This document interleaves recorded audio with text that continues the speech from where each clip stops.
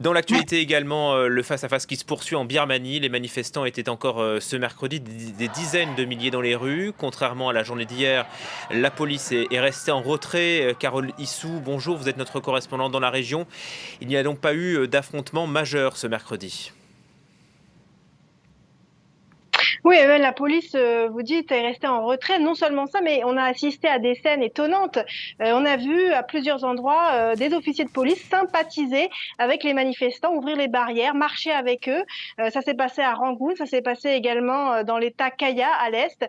Donc une journée plus calme que celle d'hier, bien sûr, où on avait vu l'utilisation non seulement de canons à eau, de balles en caoutchouc, mais aussi de balles à tir réel. C'est encore à confirmer, mais une jeune femme a été blessée à la tête. Elle est toujours aujourd'hui entre la vie et la mort. Et d'ailleurs, on a appris aujourd'hui que les soldats ont pris le contrôle de cette clinique. Ils y sont toujours postés. On n'en sait pas plus pour l'instant. On est toujours sans nouvelles également d'Aung San Suu Kyi depuis son arrestation lundi de la semaine dernière. Et hier soir, les militaires ont effectué une descente au siège de son parti à Rangoon, la Ligue pour la démocratie. Ils ont brisé les portes et ils se sont saisis de documents. Carole, ça fait 5 jours maintenant que les manifestants maintiennent la pression. Ils prouvent une fois de plus leur détermination malgré la menace, malgré la répression. Oui, tout à fait. Et c'est un conflit qui réunit plusieurs générations. Alors, il y a les anciens, ceux qui ont connu d'autres mouvements, notamment en 1988 et puis en 2007, ce qu'on a appelé la révolution safran.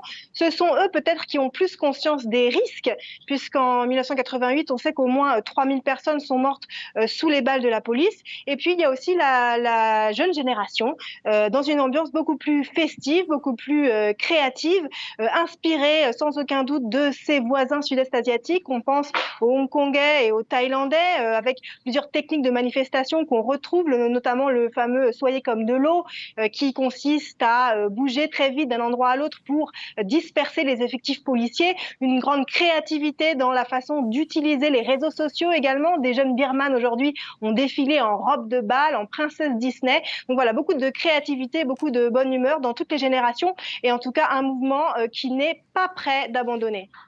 Merci Carole Issou en direct de Bangkok pour France 24.